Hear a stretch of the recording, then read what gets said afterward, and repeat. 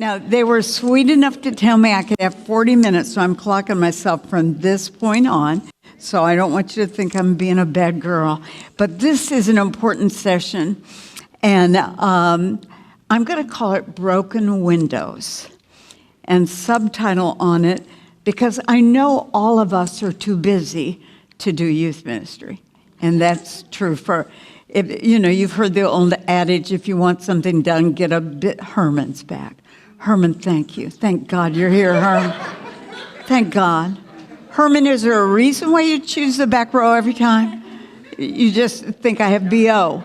Yeah, that was good, Herm. Okay. All right, so I'm having fun. I said, that guy's nice. I like him. Your friend really loves that I'm making fun of you. So he's... What? Oh, thank God. Thank God. There's been a prophetic word given over you, Herm.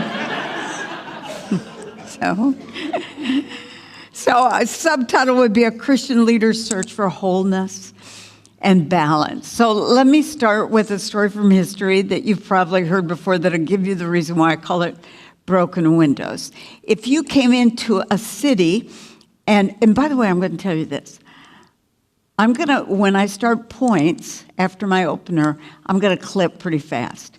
So this is not going to be the truth for any of the other sessions. I'm not handing notes out for any of the other sessions, but at the end, I'll hand out notes because I don't want you so busy taking notes that you can't absorb. Does that make sense?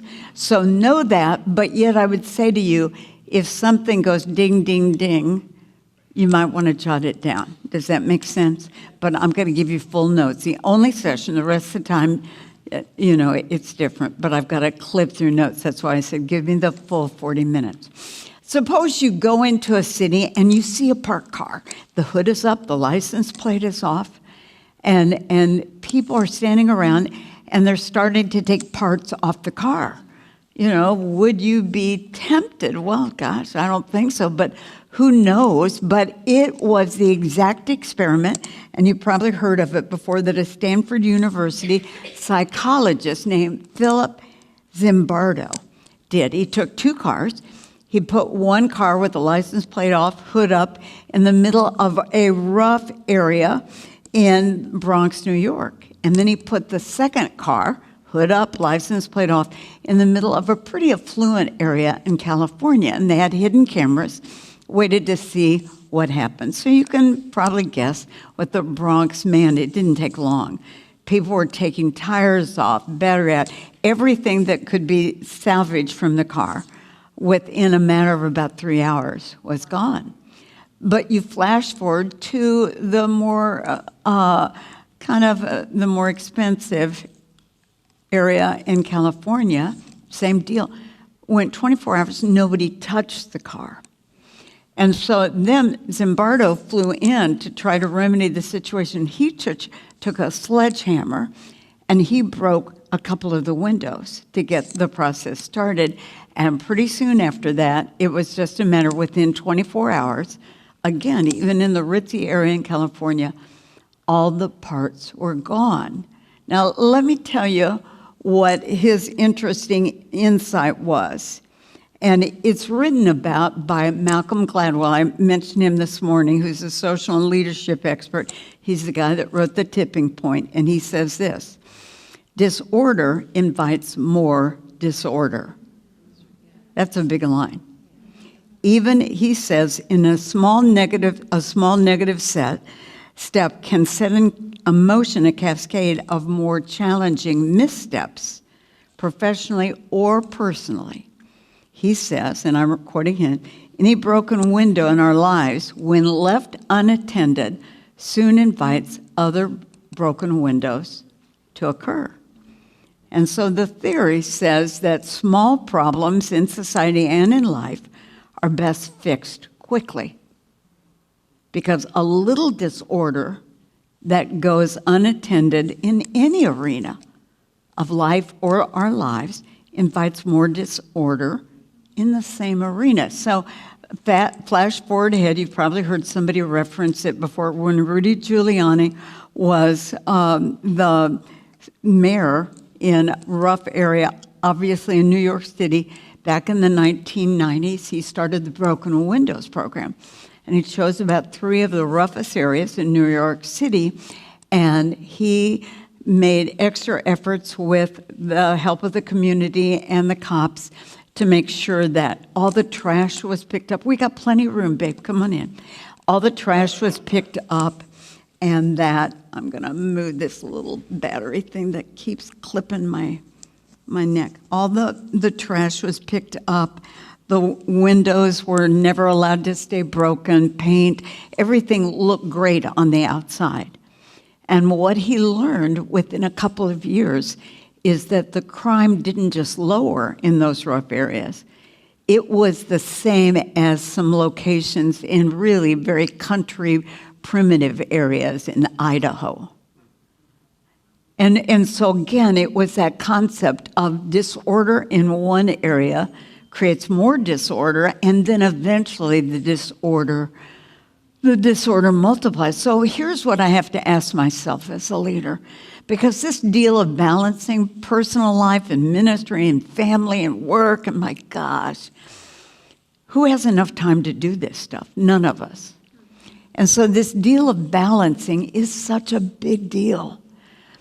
And if you make the run at life for a while, there will be moments that you go, I have some broken windows. Now it's not going to be physically. It's sometimes we have broken windows because we've gone way too long without a decent personal quiet time. We studied for messages or to teach, but nothing personal. Other time we have broken windows because, somebody's hurt us or disappointed us, and we've just let the hurt or the resentment bear holes. Or sometimes we allowed cynicism. That's easy in the church world now, anti-church, cynical, all of that stuff. Or sometimes other people and relationship mishaps, or on and on. Sometimes it's just downright sin. It's looking at places on the internet that people don't know we go and probably will never go unless somebody walks in a moment we don't know. I mean, the list is limitless. It can be a wrong attitude that you quietly just didn't work real hard to deal with. And the coach in me would say to all of you, people say to me all the time, how the Pete have you stayed in full-time youth ministry for 56 years? Well, this is one of the biggest principles. I've owned the broken windows. Most of the time pretty speedily, not all the time. Most of the time pretty speedily. And understood that it wasn't anybody else's business or responsibility to fix my broken windows. That in my self-care, I had to reach inside. Let me tell you something simple that many of you know. My background is theology and leadership. My undergrad was psychology and counseling. So the psychology and counseling part wants you to hear this. Burnout is usually not a result of overwork. Burnout is a result of emotional drain. And gosh, who among us doesn't understand that?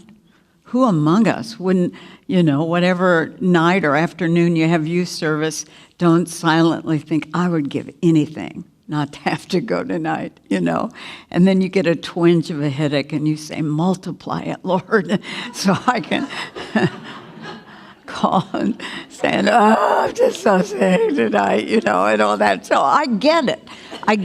I certainly, and sir, you forgot to pick up your free book. Was it you? No, but he had red hair and he was sitting there. I was thinking, huh? Okay, well, I was thinking the guy's smiling this time. Well, he didn't come back, so I chased him off. So, huh?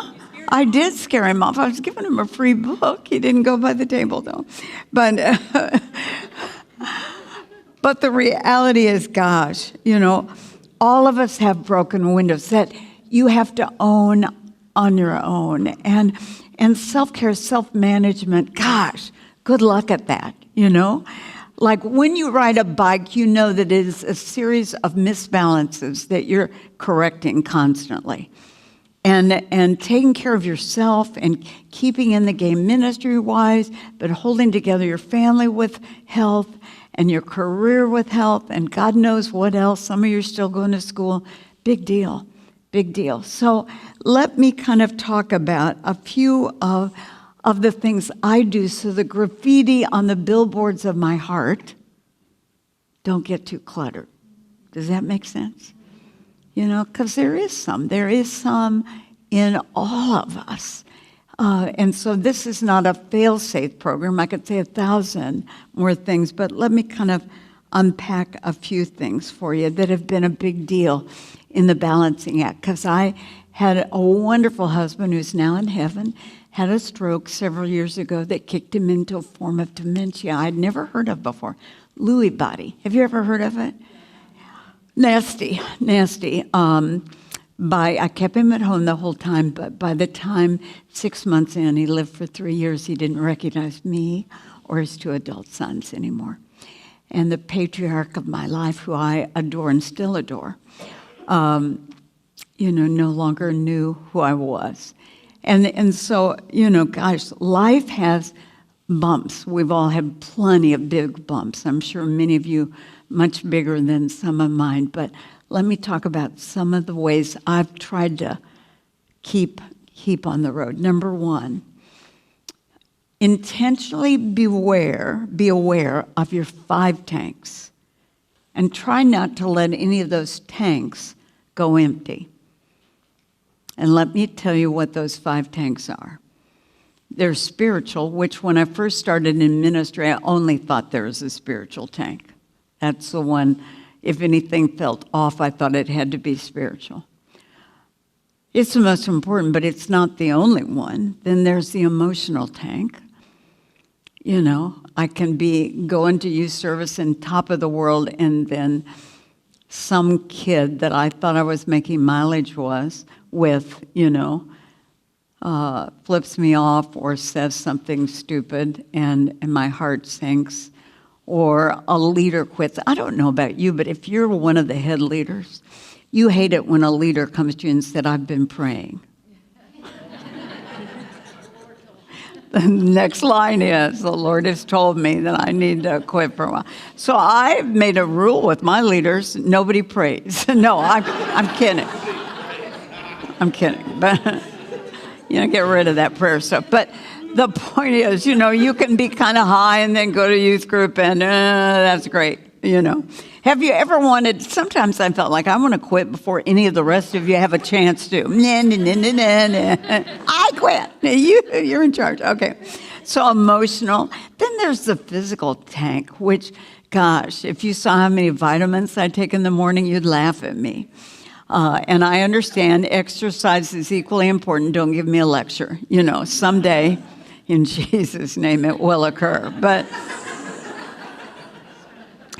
And then there's the intellectual tank, which is a big deal because if you keep thinking the same thoughts, so like if you'd followed me on the airplanes here, I'm reading, a couple of great books right now that I bought at Barnes & Noble that, underlining. I'm not a fast reader, and I certainly don't have a photographic memory, but again, it keeps this upstairs expanding. And then the last one, which is massive for me, is relational.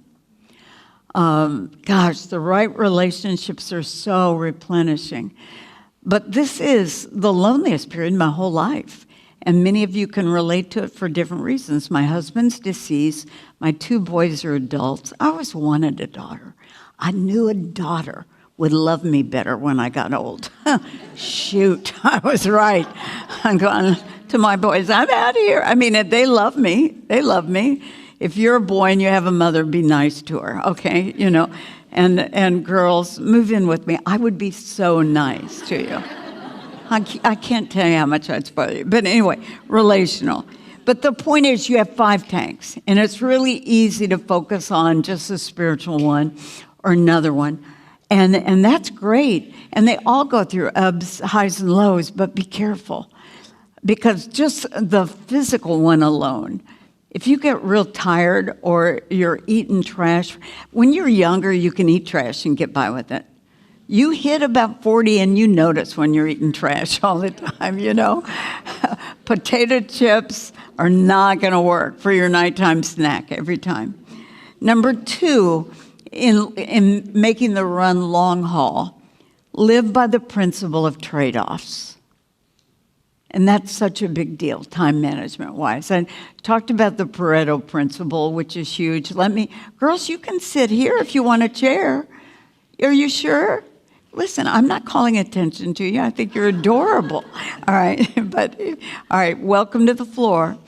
But don't keep talking to Kelly, or then I'll feel bad. Okay, so they're so fun. But the principle of trade-off says, and guys, this is so important, you can't keep adding things to your life without deciding what you're going to subtract.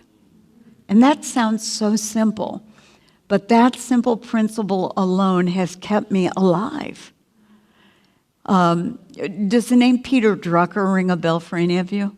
He was this amazing, tell me yes or no. No? Oh my gosh, I'm old. Okay. Thank you. One man. Thank you. I got one guy. Peter Drucker was one of the most premier management specialists that the 20th century ever saw. And he got together a group of very prestigious CEOs, and he mentored them for a couple of hours and said, okay, guys, I'm handing out these papers. I want you to write on the paper 3 things you're going to change, or 3 things you're going to start doing since our couple of hours together, because he wanted to have impact. But then he said a profound thing. He said, all right, ladies and gentlemen, now turn the paper over. You've made your start doing list. Now I want you to make your stop doing list. Because to start anything new, you have to decide what is going to be removed. Well, now, again, it could be that your life is pretty loose right now, and that is not true for you, but 9/10 of us, that would be true for us right now. And here's what I know. If I'm not careful, the people who get the raw end are the most important people in my life. They're my family, or even worse, the Lord. Because the Lord doesn't lean, thank God, he doesn't lean over heaven and go, you haven't had a decent, quiet time for a few days, you little pervert. I mean, it's not how it goes. And so, the sound guy is not smiling at all. Sir, are you smiling? Pervert. You're not one. Okay, pervert. All right. But I like your hair. It's really good. But the deal is, it'd probably be better for all of us if that happened, for real, because then it wouldn't be so easy to be lazy. And it's not like the first time you miss a quiet time a couple of days in the world, you're going to hell. But the point is, it is too easy to do full-time ministry without a full-time heart for Jesus. And so what I'm saying is be careful, because for the rest of your life, you're going to have to live by the principle of trade-offs. Give this kid a little bit more time, but what has to go? Maybe it's a little bit more of your sleep. Maybe it's a little bit more of your watching news time. I don't know what it is, but again, ministry-wise, and see, here's the deal. Most of us, exceptions, there are exceptions. It's certainly right to have a sabbatical or back away from ministry for a while, but most of us would not hesitate to show up for youth ministry if somebody was paying us $5,000 each time we showed. Because it's really often a matter of priorities. Other times, there are moments where as a good mom or dad or somebody in your family, they can pay you $10,000 and you need to be home that night. So only you can determine that. Does that make sense to you? Only you can decide by the principle of trade-offs where you go. And let me give you this quote. I've already said it. It's precisely the people who are most precious in your life who will easiest become painfully the most common. Your spouse, your kids, a couple of friends, Number 3, and this is a big one. Don't ignore your emotions when your heart gets smashed. That's a big deal. And I heard the wonderful speaker last night in part talked about dealing with hurts, right? Am I right on that? Gosh, that's a big deal. Life brings some really big bumps to all of us. And if you're fortunate enough, I understand. I feel like yawning too. I'm not boring though, am I, honey? No, that was a good answer, sweetheart. Are you married or dating the cute girl next to you? Oh, come on, you're his mother? Oh, freak of nature. That's wonderful. I love you. Oh, lay hands on me at the end and pray, all right? That's awesome. I really thought that. I really did. That's too funny. Unbelievable. And she even has this cute little ponytail on top of her head. If I wear a ponytail, I look like a pony, so I don't do it. Life has major bumps for all of us. I mean, everybody tends, most everybody. Now, obviously, our amazing speaker from last night has had some agony that he's had to face into. That's very apparent, and he verbalizes it well. But see, most of us, and it doesn't mean like feeling sorry for yourself and coming to your youth group and spilling your heart and making them your therapy group. But on the other hand, we act like we've never had bumps. We've never dealt with resentment. That we haven't had any reason to be cynical against the church. Gosh, everything's great in our life, unless you're a martyr, and then you go the other way. You have to learn how to process those things. My husband died, but then when cancel culture hit, some of the people on my staff who had walked away from their relationship with Jesus Christ decided to make me the target and told more lies about me than I could tell, than I could know. And then a couple of times in our ministry history, my amazing husband was terminated because they thought the church wasn't growing fast enough. And obviously that meant me. I wasn't going to hang around when they booted him. You know, and then just recently, it's not funny. I won't even tell you the name of the book because it's, don't waste your time trying to Google it. It's not there. A guy from 45 years ago wrote a book largely targeted against me using first and last name. And I'm going, you're kidding. What?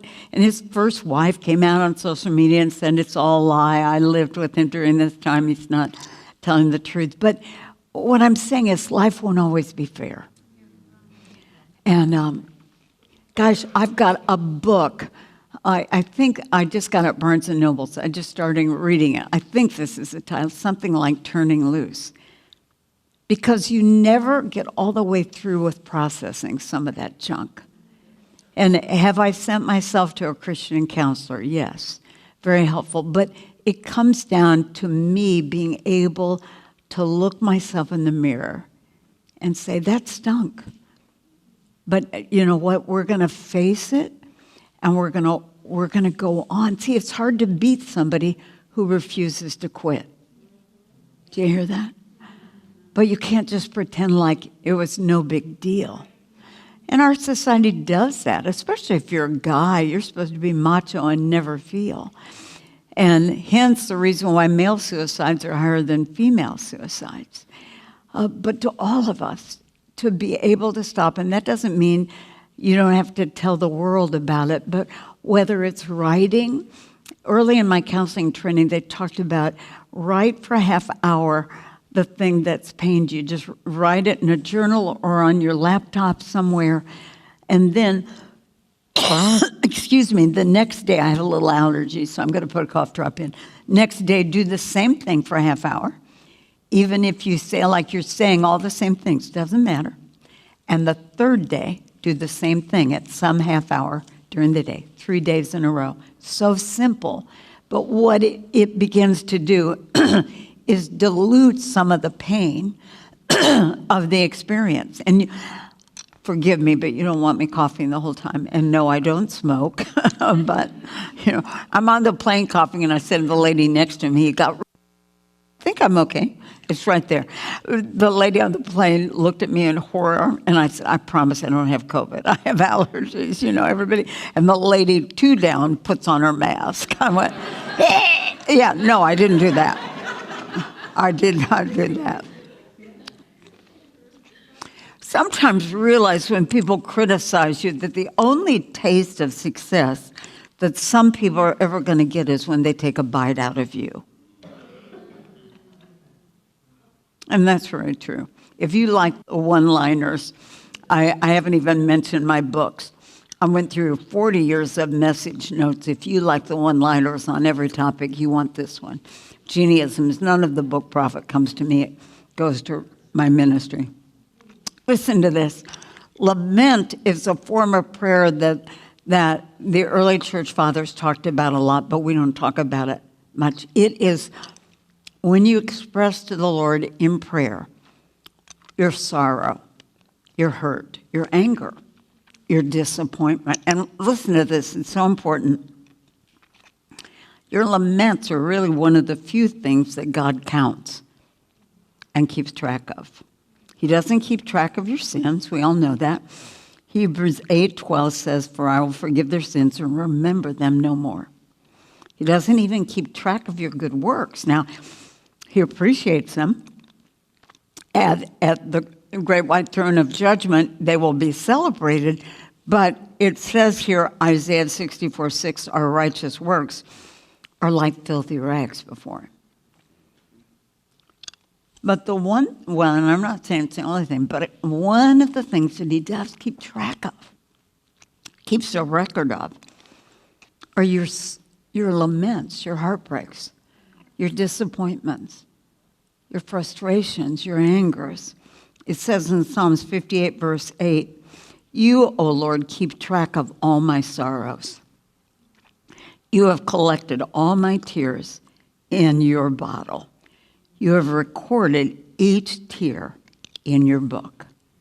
That's a big deal. To know that I can keep going because my Father in heaven not only knows my sorrow, but is such a good dad that he connects, that he deeply cares, that he writes it down in his book. Those are big words. And folks, let me say this to you. You won't stay in ministry long if you don't learn how to process some of the unfairness, the pain, the anger, Because the world just says, and now people can't disagree in our world anymore. Does that make sense? People can't disagree. And you think, my God, I'm scared to even talk about anything political. I don't mean from the pulpit. I'm not that dumb, but even in the car, I gently said something to somebody because I figured, well, I think I'm okay to say it. And nobody took a sword out and killed me. But you have to be careful because everybody is so full of anger. Not everybody, but many people. And dispute. And it's almost cool to be negative anymore. And you ruin your own life by doing that. And all you have to do is remember that Jesus took more false accusation than any of us. Took more. You think you have church hurt. He beat you, folks. He beat you, But again, the reality is you can't just say it's no big deal. It is a big deal. But to do the simple things, whether it's writing, sending yourself to a good Christian counselor. I was going to a counselor once, and it was during the time that Sam stroked, and he had forgotten who I was. And I just got this lady. She was supposed to be an expert on this stuff, and she wasn't. She claimed to be a Christian, but she wasn't really. We all knew that. I knew I was in trouble when she told me that my answer for this lonely time in my life was going on the internet and finding some pictures and fantasizing about another man. Ooh, I went, oh, that probably won't work for me. Yuck, you didn't even laugh for that. It's just that. No. So we switched counselors, obviously. So I'd say, get a good Christian counselor sometimes. or write, or do like me, pick up some books. You're on a mission to be the wholest you can be. Does that make sense? And you won't stay in the game long. And you say, what's this got to do with balance? Everything. Because when we let some of the anger or the disappointments or the hurts or the judgments eat inside of us, eats a hole in us. I couldn't have gone on. Number 4, without guilt, make appointments with yourself and do something replenishing. Even if it's only just a couple of hours that you carve out for yourself each week. And the thought going through a bunch of heads is, I couldn't find 2 hours. Yeah, you could. Yeah, you could, if you wanted to. The point is, and get this, ladies and gentlemen, hard times will schedule themselves in your life. But good times, you'll have to schedule those. Do you hear that? You never have to schedule the hard times. They're there. But the good times, and that's more than just a once-a-year vacation break. Even just something little, a couple of hours that for me, if I can just go to a coffee shop with a good book and turn my cell phone off for a couple of hours. Gosh, something simple. And you write on the calendar, committed. And then when people ask you for that time, you just say to them, I'm super sorry, honest, I'm committed then. I'm so sorry. See, here's the deal, and I mentioned it this morning. Nobody can put us on a guilt trip unless we buy the ticket. Do you hear that? Another Jeanneism. But the reality is, gosh, I buy into the guilt trip all the time. It's still my persona easily because I really do want to please as best I can everybody. And so, again, give yourself a little break, even if it's just tiny. Give yourself something to look forward to. If you're a husband-wife team, make a deal. On X night, you come home late from work, and I'll take care of responsibilities here, whether it's the kids or whatever. And on this night of the week, you walk in the house from work, and if I beat you home, then you take care of the kids, and I'm out for an hour and a half or 2, just to do whatever. I went to the movie the other day by myself. I just never do that. I can't even tell you what I was watching. It was that unimpressive. But where I was, Kim said, what'd you watch? I went, beats me, I don't know. It wasn't any good, but the reality is just doing stupid things alone, whatever feels replenishing to you. Number 5, prioritize the people who will sit on the front 2 rows of your funeral. That's a big deal. Somebody from this conference has kind of backed away for a little time from youth ministry to prioritize family. And I said to that person in the last 24 hours, you won't ever regret that. When Josh and Justin Mayo were still kids at home, Jeanne Mayo turned down all sorts of speaking invitations, Hillsong when they were a big deal and only in New Zealand, only in Australia, all sorts of big places because I had a deal. I would only leave my family. Now, local youth ministry may have had me out of the house for a weekend retreat or something, but that was local. But away, 2 days a month, including approximate travel time. So I couldn't even make it to Australia and get back in that. Why? Because Jeanne Mayo was at all their soccer games. You would think they were pro soccer. No, it was high school. It was this little Christian school I ran. And I was the biggest, I still love soccer yet to this day because except hockey looks a lot more fun because people get mad. That's right. I told Kara last night, I've gone to some hockey games and said, somebody start a fight. I want to see a little activity out there, but the point is, I'm so grateful that my kids were first. And listen, my kids aren't perfect. One's pastors a church about an hour from me. The other one runs the nonprofit that I think I mentioned this morning in the worst part of LA. Both love the Lord, both very different, their persona, and even how they walk out their own relationship to the Lord.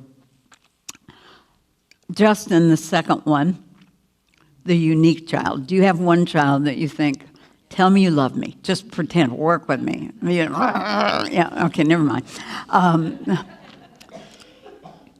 He was at Oral Roberts University. He'd gotten a full ride there, and so he called me, and the only reason I tell this is because it was out very public. After Oral Roberts is the father's funeral. And he was schmaltzy. Well, he's not the schmaltzy one.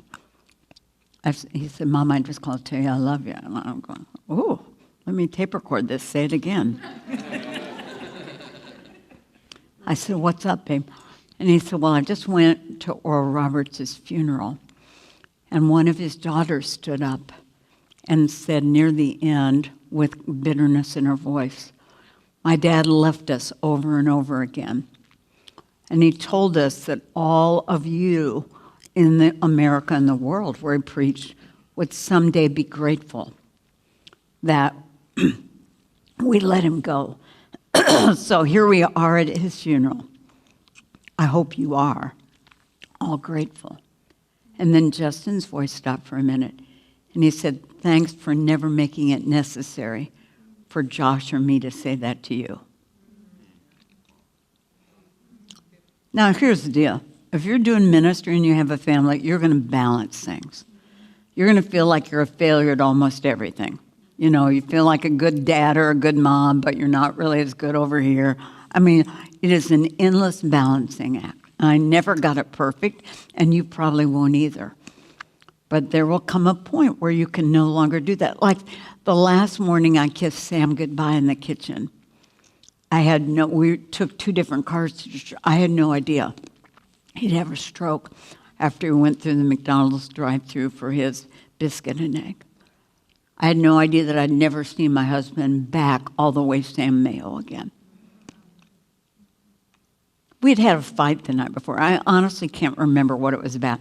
If you're a real married couple, if you agree on everything, one of you is unnecessary. So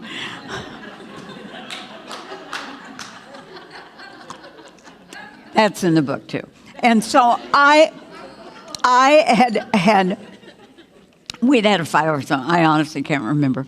But the next morning, hey, that's just life in the big city. And I had kissed him goodbye. And of course, I never saw that Sam Mayo again. He lived 3 years after the stroke, but it was never the same. I'm so glad I didn't allow anything to make the pain or the misunderstanding and all of that big that morning. And so, again, when I say take good care of the people who sit on the front couple of your rows at your funeral, here's the deal. Everything you do for kingdom will last. And boy, I believe that. If not, I'm an idiot because I'm still going full force. But having said that, when the world crushes, there's only going to be a few people around there for you. In good times, friends find you. But in hard times, you find your friends. And so, gosh, take good care of the ones, the non-glamorous ones, who will sit on the front row of your funeral. Real quickly, live wholeheartedly in whatever season you're in now. Just live wholeheartedly. What season are you in? Are you single? If you're single, it's a temptation to forever look at, I'll be all the way whole when I'm married. Or if you're married trying to have kids, and I know how painful that is, and you can't have another kid, to look at that season. All of those feelings are normal. Or if you're married, just to secretly kind of think, I have no time on my own. Or gosh, this person's a loser, you can't really complain because they're the only relative you got to choose. So, eat your heart out, Matilda. But Matilda's related to Herman. Thank you. She's on the other side of the room, Herm. So the reality is, gosh, whatever season you're in, live it all the way. I don't even like this season, so don't lay hands on me and cast a demon out of me. Whenever I'm very vulnerable, some well-meaning person, get healed. I'll let you pray, but I'll just be going, help them, Jesus, help them, Jesus. So I don't like this season I'm in. I'm lonely. Like I said, my husband's in heaven. That was really rude of him to leave me. I mean, shoot, we were best friends, and my 2 adult sons are breathtaking, and they're so good to me, but they're boys. I keep looking for a needy girl who wants to have me as an adopted mom for everybody, but everybody kind of short-term, and then they go away. And so the reality is, I've got to decide to live this season of my life all the way.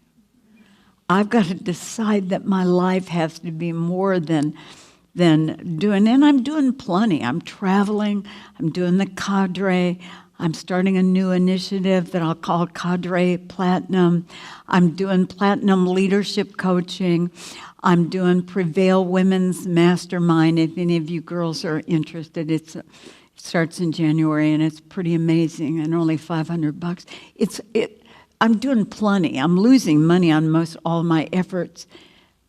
But I'm still trying to figure out where I can put my heart, because I can either just live wholeheartedly in this season or begin to shrivel up on the inside. You decide.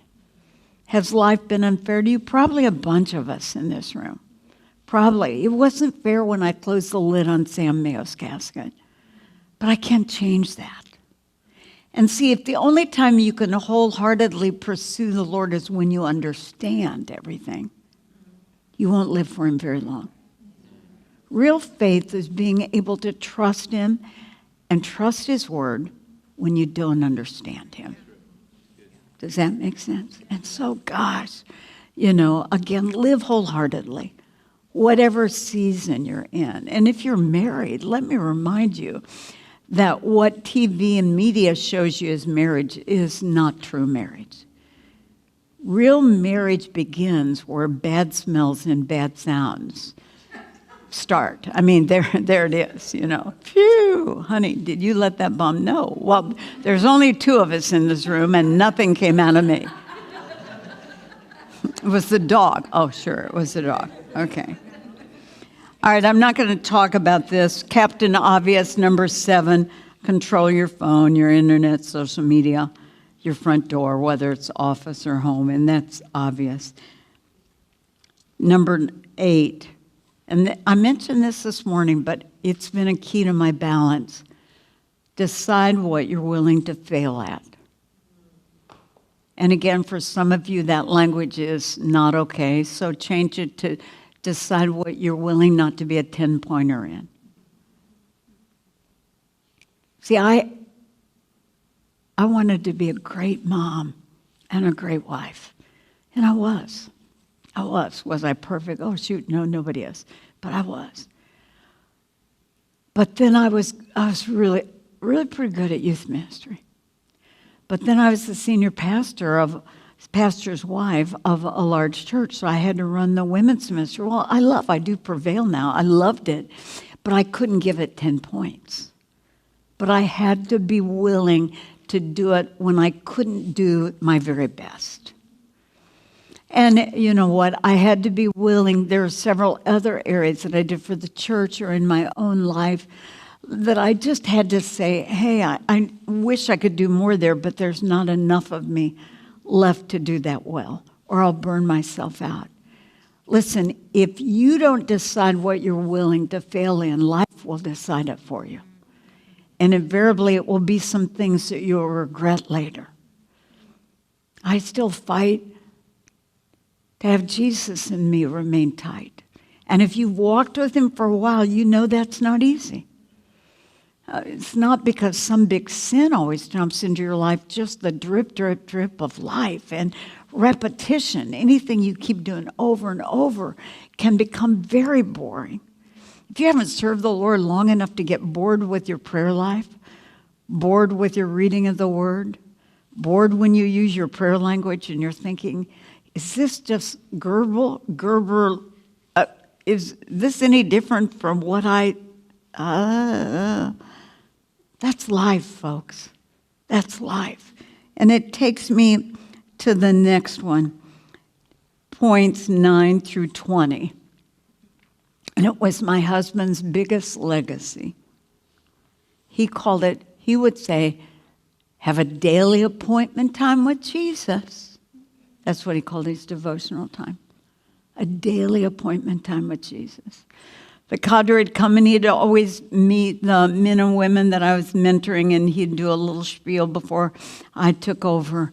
And he would talk to them about his little yellow highlighter pen that he went through the Bible with, and talk about the importance. Write it on your calendar. Know when you're going to meet Jesus to talk to him. And when you don't feel like praying, he'd say, talk to Jesus about it. The only time you pray is when you feel Jesus. You're pretty shallow. And that daily appointment time, gosh, that's kept me alive. And I often say, the cadre's heard me say it a million times, 5 out of 7 days a week is a win. Now, that doesn't mean you say to yourself, ditch it 2 days a week. But the reality is, I would feel like such a failure. And so for me, I've had to say, okay, what's going to be realistic? There may be several weeks that I'm 7 out of 7, but this morning when I woke up, there'd been a lot of travel. I pulled out my iPad to look over these notes of the 2 sessions and tonight's session.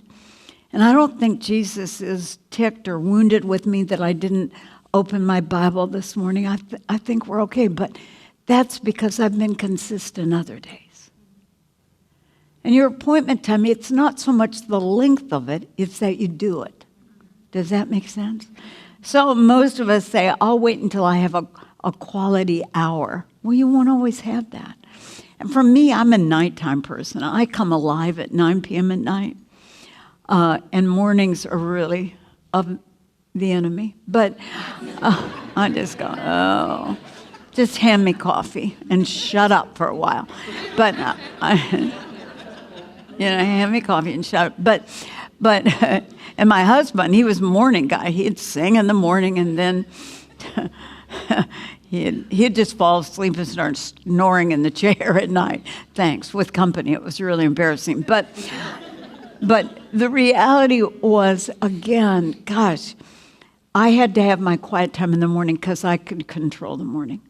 I could get up a half hour earlier before the kids were up, before other things. And folks, it may be short. I keep saying that to you. It may be 10 minutes in the Word and 10 minutes talking to the Lord. But have it. Just something simple. And don't worry if you don't feel a thing. Most of the times, I don't feel things. If God has to make you feel every time you talk to him and you read his word, then you're not in love with him. You're in heat with him. Because see, even animals can love when there are sets of emotions with it. I hope your commitment is bigger than that. I've been flown into so many spiritual train wrecks. I've lost track. Names that you'd all recognize that I'm certainly not going to say in this room. I can't tell you one spiritual train wreck who went down, whether it was morally with finances or sexuality or name them all. I can't tell you one who went down who had anything close to a consistent quiet time. Now, prepping for messages or teachings. But listen, God doesn't want you to be his business associate. He wants you to be his son or daughter. And so dethrone the importance of what you feel or don't feel. Like tonight, as we pray with kids, it doesn't matter what you feel or don't feel. Say to yourself, I'm going to make tonight count with a few of my kids. It's on a pretty vulnerable subject, on, like I said, male-female relationships. But gosh, whether you feel it or don't, I'm sure Jesus wasn't feeling it when he hung on the cross. That's what leadership is. Let me read one closing illustration for you, true. And then as you leave, we'll pass out notes at the door. It's a true story. It appeared in a magazine. A guy was writing about his little son's T-ball experience. Do you know what T-ball is? Like little kids. It's the first rung on the major leagues going up there. A little kid. The kid was 5 years old. This guy was writing about his son. He played T-ball. And in T-ball, all the little teams bat every inning, unless it's changed. It may have now. Regardless of how many outs there are. Matter of fact, a real out is a pretty rare occurrence. So all 25 players from each team were up batting. And this past summer, a little girl on the opposing team, because in his particular T-ball league, he played the same opposing team every week. And this one little girl, her name was Tracy. And Tracy was very obviously physically and mentally handicapped, very obviously. And so when Tracy would get up, and in T-ball, you had this little tee that you put the big ball on, you know, and my kids played T-ball.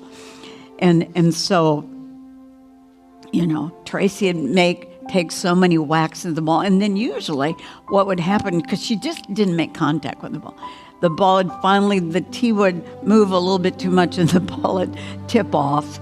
And then her coach would yell, "Run, Tracy, run!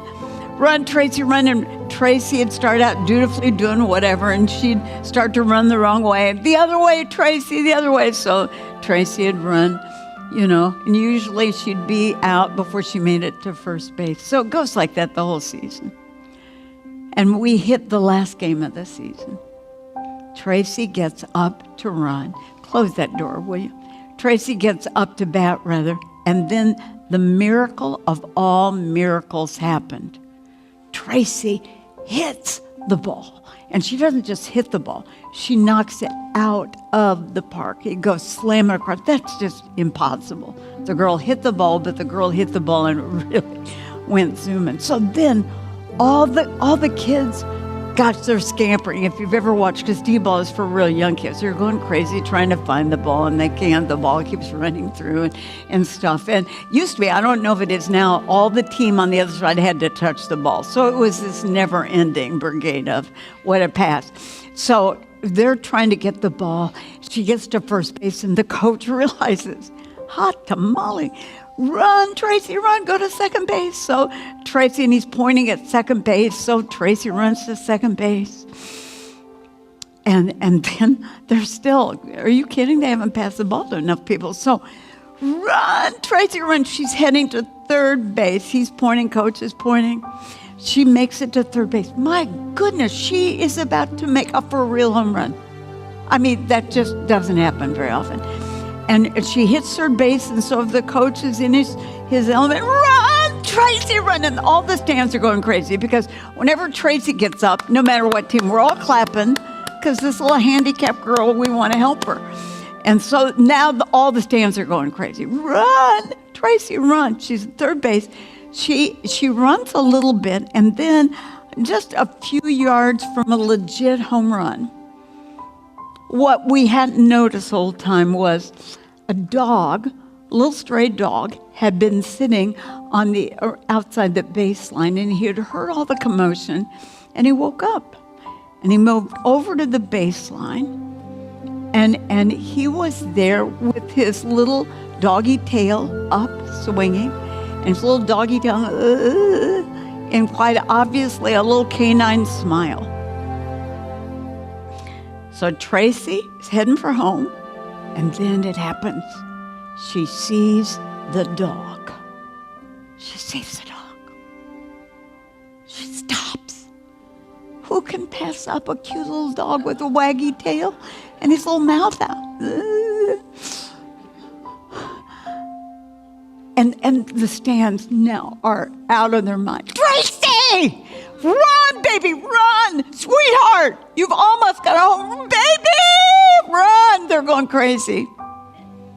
So she looks at the stand and gives a little smile. She looks back at the dog, his tail still wagging. She looks at the stand, and then it happened. She dropped down on her knees and started hugging the dog. And in that moment, the stands go dead silent. What do you do with this kid? She can't even finish a home run. And then it's as though something switched, and the stand ignites with applause. I think what we in the church world, to keep it balanced, forget to say to all of us as leaders. Now, hear me today. I'm saying don't quit. Live a balanced life and make the necessary trade-offs. But hear me say, sometimes we forget to tell each other, go for the dog. Go for the dog. You know, all of our leaders and our friends are saying, run, Christian, run. You know, get to the end, win. You can do it. You can do it, and you can. But sometimes, even if it's just your 2 hours a week, you need to plop down on the field of life and just remember that the God you serve is crazy about you. And if you never did another thing for him, he loves you. He knows all your weaknesses, your sins, your rationalizations. But he knows we're living in the fourth quarter. This is not a warm-up season. This is the real game. I believe that. And so he says, listen, like every good professional athlete knows, take some time. Now, don't take so much time that rigor mortis will set in. But take some time, whether it's a couple of hours or a couple of weeks or more. And don't be embarrassed when you go for the dog. We'll pass out notes in a minute, but again, I keep saying I'm very aware of that clock. Short prayers reach the throne room when we don't live far away. So would you stand with me, please? Just for a minute, if it doesn't feel weird. If it feels weird, certainly don't do it. You don't need to go across the aisle, but just for a minute, would you kind of join hands just in unity with each other? And if that feels awkward, just shake your head no. Nobody's going to think anything badly of you, and you don't need to go across the aisle. Could we just pray together? And listen, I've got books back there. You may want several of them, but I'm not going to take time to talk about them. Thriving Youth Groups is the primer for not just youth groups, but it's the practical one. If you love stories, you want Memorable 1 and 2, 127 of my favorite stories. Uncensored, Finding God When He Feels Far Away, the one on dating that I'll mention tonight, and Jeanneism. If you want anything, again, the money didn't come to me. Could we just pray together? And then, you know what, let me enjoy my moment. I'm going to ask Lori if she'll close us in prayer. And you may have to just yell if there's not a mic. Yeah, you can, huh? Oh, yeah, she didn't need a mic. She's my girl. But let's pray together. That somehow as we leave, and then as you go out, we'll have notes either at the door, they'll pass them out, whatever they do, tables in the back if you want to look. But I want you to leave saying, you know, balance isn't easy, but it's worth the fight. So would you, come on, let's lift our voices. I don't want to pray alone. Let's pray together that we run the race in fullness and occasionally even go for the dog. Let's pray for each other. And then Lori will close us in prayer.